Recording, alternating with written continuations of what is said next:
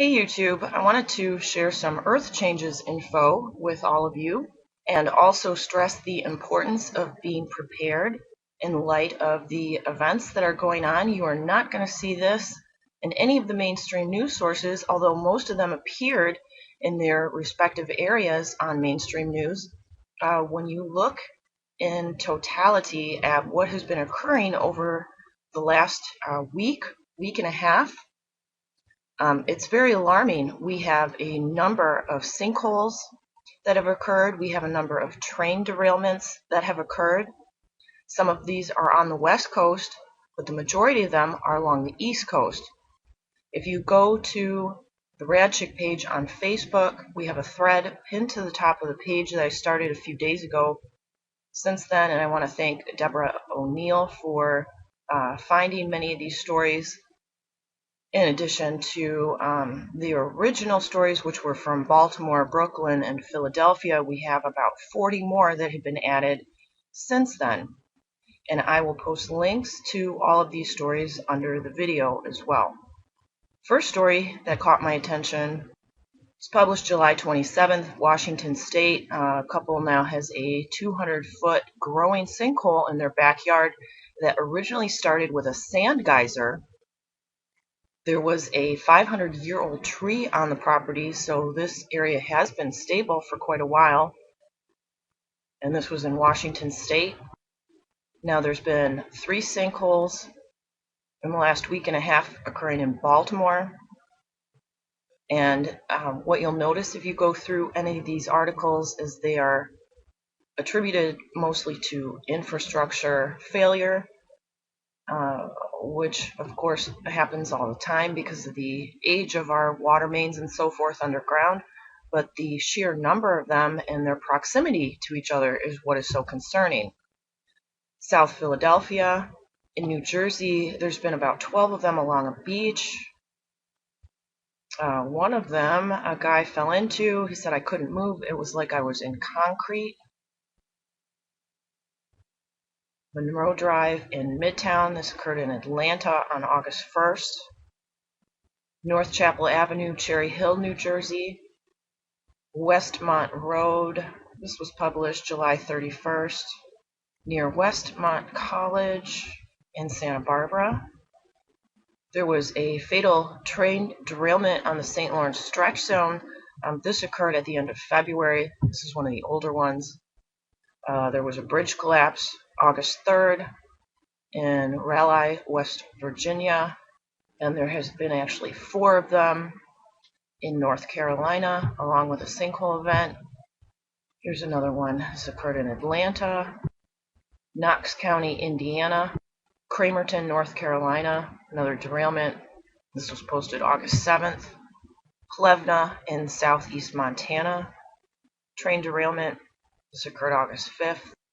There was another large train derailment in Argentina, in Buenos Aires, and one also in Morocco. 46 were injured. These also just occurred in the last few days. The one in Morocco is from the 3rd. Another one, Union County, North Carolina. 25-mile stretch of the Erie Canal between Middleport and Holly in New York, near Albany. This was posted August 3rd. Willard County, Missouri, sinkhole that was 10 feet across, then quickly grew to about 15 feet. Road crews first thought the hole was 5 feet deep, but after bringing in backhoes, they're not sure where the bottom is yet. Now this is the current earthquake map. In the last few days, we've had a number of earthquakes that have occurred in Oklahoma and in Montana, near Seattle, and along the California coast and San Andreas. And there were also a couple, there's one up near Quebec, and there was one in West Virginia, although I do not see this posted. This is the map that I made this morning. These are all of the sinkhole and train derailments that have occurred in the past week and a half. This one's in red because of its proximity to the New Madrid. There's a large sinkhole that was preceded by bubbles coming up from the swamps and shaking of houses for the last few weeks in Assumption Parish, Louisiana. And again, look at the proximity of where the Mercando well was. where they punctured the salt dome and where the new Madrid is. We've had a few large earthquakes off the coast of Nova Scotia. We've had booms in this area in here and New Brunswick.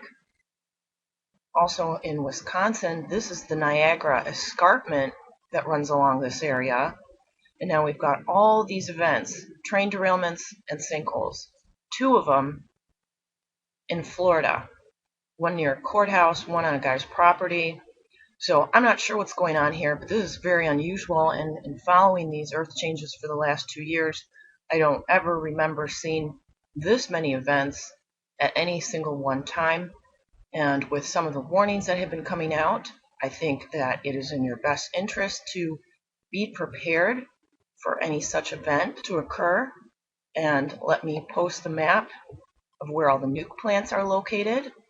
If you go to this page, you can put in your zip code and you can see exactly how close you live. If you are downwind of any of these areas, you should have a plan in the event of an earthquake or a meltdown at one of these nuclear reactors, or even a number of nuclear reactors, if there was a large seismic event, of where you would go. And the last thing you want to do is head east of an event. You want to go either north or south or west of the Mississippi.